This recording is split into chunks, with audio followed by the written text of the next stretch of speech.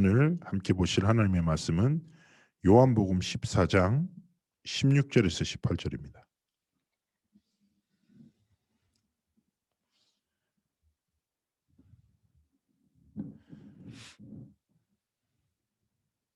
자, 성령 하나님에 대한 약속을 예수님께서 주시는 것이죠.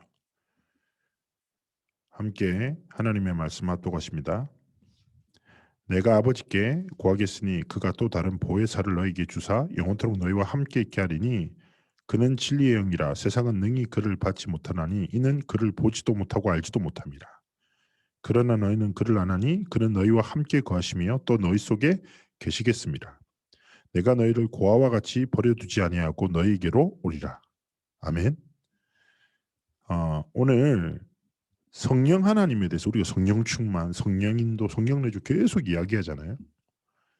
근데 성령 하나님이 누구신지, 오늘 성경에서 무엇을 말하는지, 그래서 성경 본문을 제가 많이 말씀드릴 거예요. 그래서 성경도 한번 찾아보시고, 성령 하나님 이런 분이구나. 우리가 믿고 또 그 충만함을 힘입어 살아갈 성령 하나님이 이런 분이구나를 정말 깨닫는 은혜 속으로 들어가시기 바랍니다. 성령 하나님에 대한 이제 말씀을 나누기 전에 먼저 좀 나눴으면 좋겠다 싶은 것은요. 우리의 삶의 중요한 이슈는 전 두 가지 속에서 늘 갈등한다고 생각합니다. 저도 이제 렘넌트로 자라나면서 되게 큰 이슈가 뭐였냐면 하나님의 말씀인 영적 사실이 좋아요. 너무 좋아. 알겠어. 그런데 영적 사실과 현실의 갭이 너무 큰 거예요. 좀 더 쉽게 표현하자면 하나님의 말씀은 완전한데 난 너무 불완전해. 그 불완전한 내가 좀 안 바뀌는 것 같고 나도 별로지만 내가 처한 현실이나 상황들도 잘 안 바뀌는 것 같고 말씀드리자면 저는 이제 어릴 때 그 자라나면서 저를 이제 뭐 가까이서 보시면 알지만 제가 되게 크잖아요. 키랑 덩치가 엄청 제가 뭐 다들 좋아하시던데 제 발이 310이거든요. 주변에 310 신발은 보셨습니까? 지금 웃고 계신 거 아니죠? 어쨌든 엄청 발도 크고 덩치도 크고 하니까 뭐 불편한 게 한두 개 아니에요. 막 옷도 구하기 힘들어. 안 그렇겠어요? 근데 진짜 씁쓸한 이야기가 지금이야 뭐 미국이랑 또 이렇게 많이 생겼지만 제가 부산에서 자랐는데 부산에서 자랄 때만 하더라도 옷 구하기가 너무 힘들어. 그래서 남포동의 국제시장에 옷집을 찾았어요. 옷집 이름이 해외토픽이라. 앞에 뭐 바지 엄청 큰 거로 그래갖고 난 거기 약간 오아시스 만난 듯이 딱 들어갔는데 이 문제가 뭐냐면요. 이 디자인을 이제 옷 사는 사람들에 맞춰서 디자인을 하는데 부산에 나만한 사람이 두 종류라. 운동선수랑 조폭밖에 없어요. 그러니까 남방을 이쁜 색깔이 있어서 봤는데 등에 용이 그려져 있네. 티셔츠에 무적이라고 적혀 있고 막 이러니까 입을 수가 있어요. 내가 하나님 앞에서 이제 예배하고 복음을 전했는데 한번 불편한 거 한두 개 두 개 아니었어요. 근데 저도 이제 어릴 때부터 막 강단에서 말씀은 선포되는데 하나님의 말씀은 너무 확실하고 미래에 소망이 드는데 내 미래는 깜깜한 것 같고 막 이런 계속 갈등이 들더라고요. 근데 잘 보십시오. 우리에게 주어진 현실은 내가 결정한 게 거의 없거든요. 주어진 것입니다. 영적 사실도 내가 선택한 게 아니라 하나님 주신 거잖아요. 근데 잘 보니까 우리는 그저 현실과 영적 사실을 처한 곳에서 작은 선택밖에 할 수 없는 존재들인 것 같아요. 무엇을 믿고 무엇을 선택하는가 그 선택들이 모여서 인생이 되는데 그 선택의 근본에 보면 두 가지 선택밖에 없어요. 선택의 모양은 다양한 것 같지만 근본에는 하나님을 믿는 믿음으로 영적 사실을 향한 선택을 하냐. 합리적이고 객관적인 것 같지만 하나님 없다라는 사실인 불신앙을 믿는 불신앙의 선택을 하냐. 선택의 순간에는 아무것도 아닌 것 같죠. 뭐 큰 변화도 없는 것 같아요. 영적인 선택을 해도 큰 변화가 없는 것 같고 언약을 믿는 믿음을 가져도 그날은 그대로인 것 같고 그리고 또 불신앙을 하고 살아도 큰 변화가 없는 것 같아요. 근데 아시죠? 선택에 따라서 인생의 방향이 달라집니다. 그래서 우리 귀한 21교구 동역자분들이 하나님 앞에서 가장 먼저 어떤 결단이 있어야 되냐? 우리 삶의 다양한 현실의 상태들, 상황들을 만나실 수 있어요. 그러나 우리가 현실 따라 사는 것이 아니라 이번 주 강단 말씀 따라 뭐요? 언약 따라 살아야 돼요. 정말 언약을 따라 하나님이 원하시는 언약의 여정을 걸어가기를 원하십니다. 불완전한 나에게 하나님은 완전하신 그리스도를 주셨고 확실한 언약을 통하여 우리의 언약을 삶을 통해서 하나님의 언약을 성취하실 거예요. 그래서 하나님의 능력을 믿는 언약을 믿는 믿음 안에서 우리 삶의 모든 순간 가운데 하나님이 원하시는 언약적 선택을 시작해야 되는데요. 근데 우리가 하기 힘들어 연약해. 그래서 하나님이 우리에게 최고의 조력자를 주셨어요. 그분이 누구시냐? 성령 하나님이십니다. 우리는 너무너무 쉽게 흔들리고 불신앙할 수밖에 없고 또다시 넘어지고 또다시 살던 대로 살 수밖에 없는 연약한 자들이라. 그래서 하나님이 우리의 삶에 성령 하나님을 보내주시죠. 그래서 그 성령 하나님이 누구신지를 딱 기억하며 성령 하나님이 도우심을 구하며 하나님이 원하시는 언약의 여정을 걸어가야 되는데요.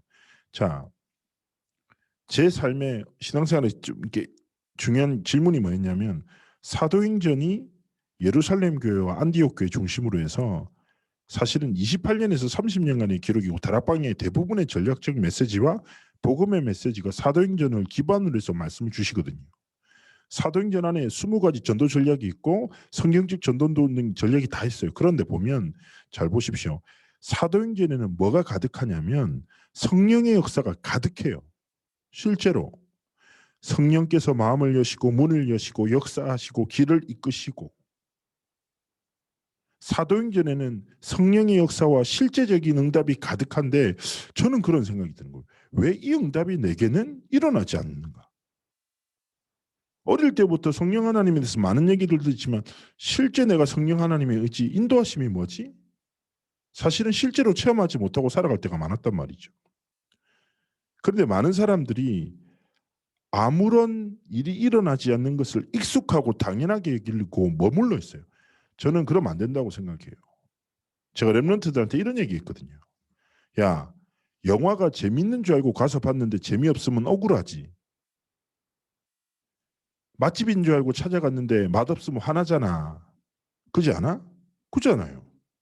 내가 시간과 물질을 썼는데 내가 기대했던 바를 내가 얻지 못하면 억울하잖아요. 그런데 많은 사람들이 육신의 것을 빼앗기고 놓치는 것에 대해서는 억울함이 있어요. 안 뺏기려고 해요. 그런데 하나님이 주신 영적인 축복이 내 삶에 없고 머물지 않고 누려지지 않는 부분들을 너무 익숙해하는 거죠. 그래서 저는 한 번씩 말씀드리잖아요. 우리 삶에 거룩한 욕심이 있어야 돼요. 거룩한 욕심. 하나님, 사도행전에 가득한 그 성령의 실제 역사와 이끄심과 내주인도 충만의 역사가 어디예요? 내 오늘의 삶에, 내 만남에, 내 사건 가운데 실제로 체험되기 원합니다. 하나님이 우리에게 보혜사를 너에게 주셨다고. 보혜사란 말 자체가 제가 설명드릴 건데요. 성령 하나님의 또 다른 이름이에요. 그래서 거룩한 욕심을 내고 내 삶에 진짜 성령의 충만한 은혜와 역사가 시작되도록 다 결단하며 오늘 말씀을 보시고 하나님 앞에 집중합시다. 자, 첫 번째, 성령 하나님이 누구실까요? 성령 하나님 말씀드립니다. 삼위 하나님이지 한 분이지 우리가 믿는 바시죠. 자, 오늘 보혜사라고 얘기했어요. 보혜사. 보혜사라는 말 자체가 이겁니다. 우리를 보호하시는 분이시다. 은혜를 베푸시고 가르치신다. 우리를 보호하시고 은혜를 베푸시고 가르치시는 하나님이시다. 헬라어로는 파라클레토스라고 해요. 이 단어는 풀어서 뭐냐고 하냐면 조언자시고 중보자시고 상담자시다. 성령 하나님을 지금 현대어로 덧풀어 쓰자면요. 성령 하나님이 우리가 실제 인생의 언약의 여정을 걸어가는데 하나님이 성령 하나님을 누구로 주셨냐? 우리의 상담자시고 변호사시고 의사시고 그리고 우리의 스승인 되셔서 하나님의 뜻과 계획을 향해서 나아가도록 만드신다. 그래서 이 사실을 진짜 알고 성령 하나님을 의지하고 우리의 삶이 걸어가기를 원하십니다. 또 성령 하나님 누구시냐? 자, 성경 말씀을 제가 쭉 불러드릴 테니까 한번 메모해 보면서 보세요. 고린도전서 2장 10절에 말씀합니다. 고린도전서 2장 10절에 성령 하나님은 누구시냐? 하나님의 깊은 것도 통달하신 하나님이시다. 그런데 이 하나님이 요한복음 14장 26절에 이렇게 말합니다. 보혜사 곧 아버지께서 내 이름으로 보내실 성령 그가 너희에게 모든 것을 가르치고, 모든 것이 무엇입니까? 하나님의 깊은 것. 내가 너에게 말한 모든 것을 생각나게 하시리라. 자, 꼭 기억하세요.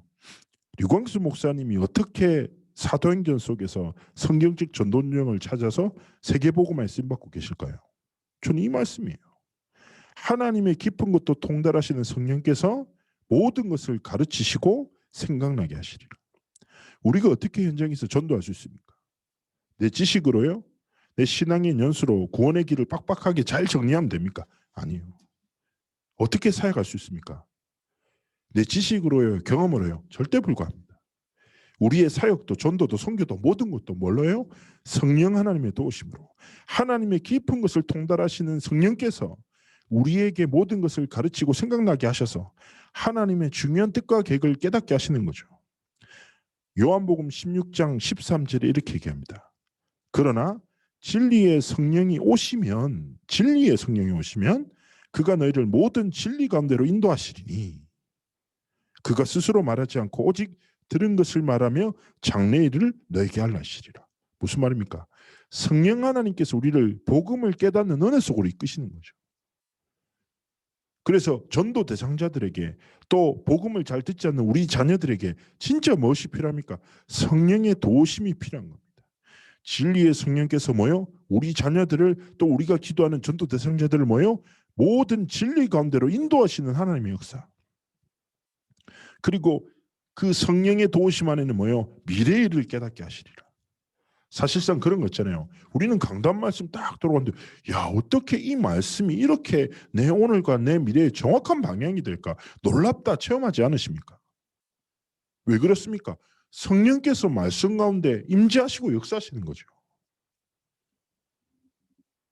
자, 그리고 로마서 8장 26절에서 27절에 말합니다. 이와 같이 성령도 우리의 연약함을 도우신다고. 우리가 마땅히 기도할 바를 알지 못하나 성령이 말할 수 없는 탄식으로 우리를 위해서 친히 간구하시니라. 마음을 살피니까 성령의 생각을 하시나니 이는 성령이 하나님의 뜻대로 성도를 위하여 간구하십니다. 제가 아까 말씀드렸죠. 성령 하나님 뭐예요? 중보자시다. 성령 하나님께서 우리를 위해서 기도하신다. 말씀했습니다. 그죠? 그래서 무슨 말이냐? 실제 성령 하나님께서 하나님의 깊은 것, 하나님의 진리 가운데로 하나님의 복음을 깨닫는 은혜, 복음 안에 있는 미래를 깨닫는 은혜 속으로 이끄시는 분이라는 거죠. 그래서 우리의 삶에 어쩌면 결론과 같은 단어입니다. 성령 하나님의 도우심을 의지하여 성령 하나님의 정말 이끄심을 의지하여 우리의 삶과 길을 걸어가야 할 것입니다. 자, 그 성령 하나님이 우리에게 첫 번째 주신 축복이 무엇입니까? 성령의 내주하심입니다. 성경에서 말합니다. 고린도전서 3장 16절 너희가 하나님의 성전인 것과 너희 안에 성령이 거하시는 것을 알지 못하느뇨. 하나님의 성령께서 우리를 성전 삼고 우리와 함께 하십니다. 고린도전서 6장 19절에도 똑같은 말을 합니다. 너희 몸은 너희가 하나님께로부터 받은 바 너희 가운데 계신 성령의 절인 줄 알지 못하느냐. 너희는 너희 자신의 것이 아니니라. 굉장히 중요한 말씀이죠. 하나님이 성령이 우리 안에 거하신다. 우리 성전이야. 이런 말도 있지만 고린도전서 6장 19절은 이렇게 말한다니까요. 야, 네 몸이 네게 아니야. 성령의 전이야. 하나님의 것이야. 자, 이 사실을 아는 사람은 당연한 거죠. 찬양가사 가운데 이런 찬양가사가 있어요. 은혜 아니면 나는 살아갈 수 없다. 호흡마저도 다 주의 것이니까. 맞는 것 같아요. 우리의 생명, 우리의 오늘, 우리에게 주어진 모든 물질과 우리의 것들이 나의 것이 아니라 하나님이 주신 나의 것이죠. 이 사실을 분명히 알고 우리 안에 계신 성령 하나님을 바라봐야 합니다. 고린도후서 1장 22절에 말합니다. 그가 또한 우리를 인치시고 보증으로 우리 마음에 성령을 주셨느니라. 무슨 말입니까? 성령의 인치시 뭐예요? 도장을 찍어버렸다. 지워지지 않는 우리에게 하나님의 각인, 어떤 각인입니까? 신분과 권세를 우리에게 주신 거예요. 그래서 성령께서 보증하십니다. 우리가 누구라는 것을요? 하나님의 자녀요, 하나님의 것입니다. 저는 고린도후서 1장 22절에 인치심 참 이게 은혜가 되더라고요. 하나님이 복음으로 우리를 딱 도장을 박아 놓으신 거죠. 그러면서 뭐라고 합니까? 마태복음 16장 18절에 그리스도를 주로 고백한 자에게 뭐예요? 우리의 인생을 그리스도라는 기초 위에 교회로 세우셨다. 성령께서 우리를 아예 교회로 세우시고 지키시고 이끄신다. 그래서 성령의 내주의 가장 핵심적인 게 무엇입니까? 하나님이 우리를 성전 삼으시고 하나님의 겉되게 하셔서 하나님이 주신 삶과 하나님이 원하시는 길을 걷는 은혜 속으로 이끄신 것이죠. 그래서 기억하셔야 돼요. 내 삶은 내 것이 아니라 하나님의 것. 주를 위해 살아가는 것은 대단한 헌신과 결단이 아니라 마땅한 삶. 날마다 성령 하나님이 우리를 성전 삼으시고 우리 안에 내주하신다는 사실을 잊지 말고 하나님 앞에서 믿음의 여정을 걸어가야 할 것입니다. 두 번째입니다. 어떤 축복을 주셨습니까? 성령의 인도입니다. 자, 사도행전에 많아요. 사도행전 13장 4절에 보면 두 사람이 성령의 보내심을 받아 실로기엘에 내려가 거기서 배 타고 구브로에 가사라고 표현합니다. 무슨 말입니까? 사도행전에 보면 성령의 보내심을 따라 성령의 이끄심을 따라 하나님의 사람들이 하나님이 원하시는 현장으로 이끌음 받죠. 그래서 정말 중요한 게 무엇입니까? 우리의 삶에도 마찬가지입니다. 내가 걸어가는 길이 어떤 길요? 성령의 보내심을 받아. 우리는 육신적인 세상 속에서 살아가죠. 물질 세계 속에서 살아갑니다. 그러나 중요한 것은 지금도 성령께서 우리와 함께 계시고 우리의 삶을 지키시고 이끄신다는 사실을 기억하셔야 됩니다. 그러면서 뭐 얘기합니까? 고린도전서 2장 4절입니다. 되게 중요한 거예요. 내 말과 내 전도함이 설득력 있는 지혜의 말로 하지 아니하고 다만 성령의 나타나심과 능력으로 하여 라고 표현해요. 우리가 성령의 인도라는 게 우리가 걸어가는 길이기도 하지만 뭐예요? 우리가 성령의 인도 따라서 뭐 하십니까? 전도하는 거예요. 그래서 설득력 있는 지혜의 말로 전도하는 것이 아니라 뭐예요? 성령의 나타나심과 능력으로 말미암아 생명 살아나는 일이 시작되는 거예요. 그리고 고린도전서 2장 13절에 얘기합니다. 우리가 이것을 말하거니와 사람의 지혜가 가르친 말로 아니하고 오직 성령께서 가르친 것으로 하니 영적인 일은 영적인 것으로 분별합니다.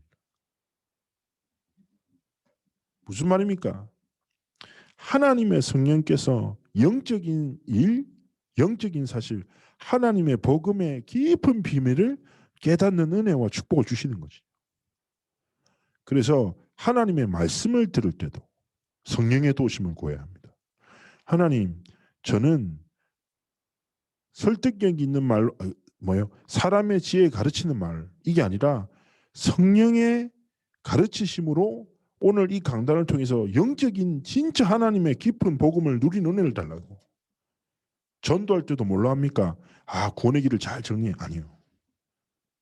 성령의 도우심, 성령의 나타나심과 능력을 의지해서 하나님, 성령 하나님께서 이 시간 역사하셔서 생명 살아나는 응답과 문을 열어달라고 기도하면서 그 도우심을 구하며 나가는 것입니다. 자, 그리고 에베소서 2장 22절에 얘기합니다. 너희도 너희 성령 안에서 하나님이 거하실 초소가 되기 위하여 그리스도 안에서 함께 지어져 가느니라 라고 말합니다. 무슨 말입니까? 성령께서 우리를 보십시오. 제가 말씀드렸잖아요. 성령의 인도 따라서 우리가 현장의 길을 걸어갔고 성령의 도우심을 의지하면서 말씀을 듣고 성령의 도우심을 의지해서 복음을 전하고 살아갔잖아요. 그런데 이 모든 우리의 삶의 일상과 여정들을 통해서 무엇이요? 하나님의 성전으로 하나님이 우리를 완성시켜 나가시는 거죠. 그래서 제가 전에도 말씀드렸고 되게 중요하게 신학적인 표현인데요. 류광수 목사님 말씀하신 건데 우리의 삶은 그리스도 안에서 점진적으로 완성되어져 나가는 삶이다. 하나님의 성전으로 지어져 간다. 그래서 사실은 하나님을 떠난 사람은 늙어가죠. 그렇지 않습니까? 그러나 그리스도인은 복음 안에서 익어져 가고 깊어져 가는 것입니다. 하나님의 성전으로 완성되어져 나가는 거예요. 진짜 그리스도 안에서 시간이 갈수록 더 깊은 믿음과 복음의 진한 향기를 나타내고 증거하는 사람으로 서야 하는 것이죠. 그런데 결국 잘 생각해 보십시오. 성령께서 인도하시는 방향이 무엇입니까? 우리의 삶에. 바로 성령 하나님은 결국 우리의 삶을 사도행전 1장 1절, 3절, 8절 속으로 이끄시는 거예요. 많은 사람들은 성령 인도라는 게 내가 어디로 가야 되지라고 생각합니다. 아니요. 성령 하나님은 하나님의 진리 속으로 이끄시는 거예요. 하나님의 복음을 깨닫는 이 은혜 속으로 이끄시는 거예요. 그래서 복음을 증거할 축복 속으로 이끄시는 거예요. 그래서 날마다 성령의 하나님의 도우심을 의지해서 우리의 영적 상태가 세상과 현실과 문제와 환경과 갈등에 집중하는 것이 아니라 뭐요? 하나님이 주시는 138의 진리와 복음에 집중하고 딱 나가는. 복음에 집중하고 성령의 인도하심과 내주를 누리는 자의 삶의 방향은 무엇입니까? 말씀, 기도, 전도라는 하나님이 주시는 삶의 중요한 중심 속으로 흘러가는 것이죠. 237 치유 서밋이라는 말씀을 계속 듣습니다. 그죠? 근데 그게 마음대로 되는 게 아니잖아요. 237 치유 서밋의 그 언약도 우리가 어떻게 걸어갑니까? 성령의 도우심을. 그래서 날마다 성령 인도 속에 거해야 합니다. 전에 한번 어떤 젊은 렘넌트 사역자가 저한테 찾아와서 선택의 기로 앞에서 A로 가야 되냐 B로 가야 되냐, 어떤 사람은 A가 성령 인도라고 하고 어떤 사람은 B가 성령 인도라고 한다. 목사님, 나는 어디로 가야 될지 모르겠다. 뭐가 성령 인도 같냐고 나한테 물어보는 거죠. 그래서 제가 얘기했어요. 착각하지 마라. 성령 인도라는 게 A로 갈까 B로 갈까, 어디로 가면 하나님이 성령 인도십니까? 뭐 이렇게 착각해요. 이거는 마치 뭐가 같냐면 어디로 가지? 이 길도 이 길인 것 같고 저 길도 길 같은데 침 탁 뱉고 탁 침 튀는 방향으로 걷는 거랑 똑같은 거예요. 성령 인도가 무엇입니까? 어디를 가도 상관없는 영적 상태 속에 있는 거예요. 어디를 가도 흔들리지 않는 복음을 누리는 깊은 은혜 속에 거하는 게 성령 인도예요. 그래서 찬송가 가사에 있잖아요. 아글골골짝 빈들에도 복음 들고 가기. 어딜 가도 상관없어요. 왜냐? 위드 임마누엘 원네스 축복이 있으니까. 성령께서 내주하고 이끄시기에 어디를 가도 살릴 수 있어요. 그래서 어떤 환경이 중요한 게 아니라 그 속에서 내 영적인 현주소가 138의 언약과 은혜 속으로 서 있기를 원하시는 거죠. 그래서 진짜 성령의 인도하심 따라서 어디 속으로 들어가야 된다고요? 성령 인도하심을 따라 138의 언약 속으로, 깊은 집중 속으로, 누림 속으로 들어가고 138의 복음과 언약과 누림 속에서 모든 곳을 보는 은혜를 체험하셔야 됩니다. 이 비밀이 있으면 어디를 가도 상관없고 누구를 만나도 상관없어요. 왜냐? 흔들리지 않는 복음의 뿌리 속에 있고 성령께서 우리에게 말할 바를 깨닫게 하시기 때문에 우리는 모든 것을 살릴 수 있는 것입니다. 그래서 어쩌면 되게 중요한 결단입니다. 성령의 인도 속에서 진리 속으로 들어가는 은혜가 있기를 축복합니다.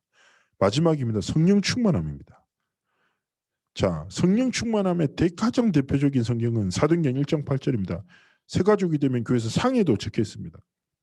가장 유명한 성경 구절이지만 가장 많은 사람들이 믿지 않고 살아가는 성경 구절이죠. 성령께서 임하시면 사마리아와 땅끝까지 이르러 온 유대와 사마리아 땅끝까지 이르러 증인이 되리라 말씀하셨습니다.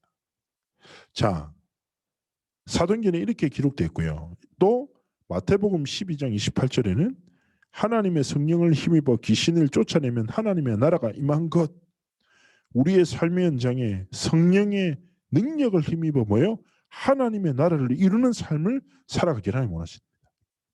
그리고 에베소서 5장 18절에 얘기합니다. 술 취하고 방탕하지 마라. 오직 성령의 충만함으로 새 옷을 입으라 말씀하십니다. 무슨 말입니까? 우리의 삶에 세상의 흐름에 문화에 흔들리고 살지 말고 뭐요?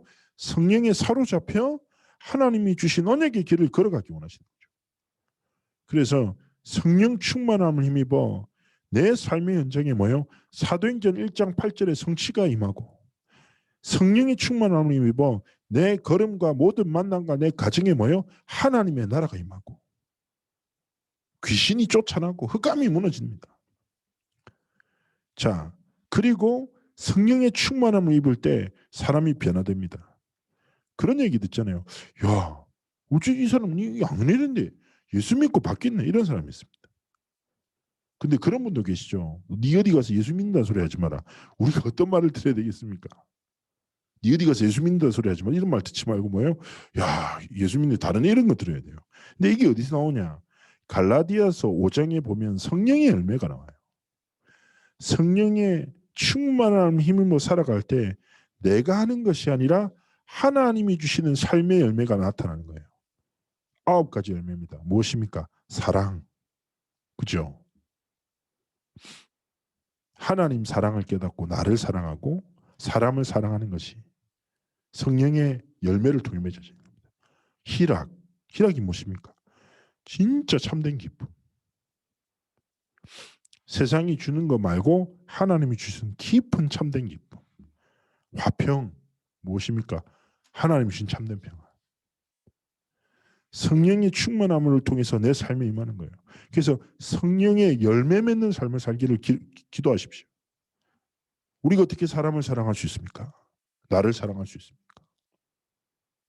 성령의 충만함을 힘입어 성령의 열매를 말미암아 내가 의지로 결단하고 하는 것이 아니라 하나님의 성령의 도우심으로 말미암아 시작되는 거예요. 그리고 네 번째 열매가 무엇입니까? 오래 참음. 하나님의 분명한 언약의 성취를 알기 때문에 기다릴 수 있어요. 자비 있어야 됩니다. 자비 뭐예요? 사람을 불쌍히 여기고, 그죠? 하나님 떠난 현장을 가슴 아파하고, 양선, 자비의 마음을 품고 사람을 살리는 헌신 속으로 들어가는 거예요. 그죠? 예수 믿는 사람이 착하다니까요. 옛날에 초대교회 로마 시대 때요. 로마 남자들은 고난이 있었대요. 아이를 낳아도 기르기 싫으면 안 길러도 된대요. 그리고 기르기 싫은 아이가 나오죠. 그럼 길바닥에 버렸어요. 그런데 항상 그 버려진 아이를 데리고 가서 키우는 놈들이 누구냐? 그리스도인들. 왜 그렇습니까? 애기들을 좋아해서요? 아니요. 하나님이 주신 생명을 사랑하기에 자비, 불쌍히 여기고 양선, 살리는 심부름과 헌신 속에 들어가요.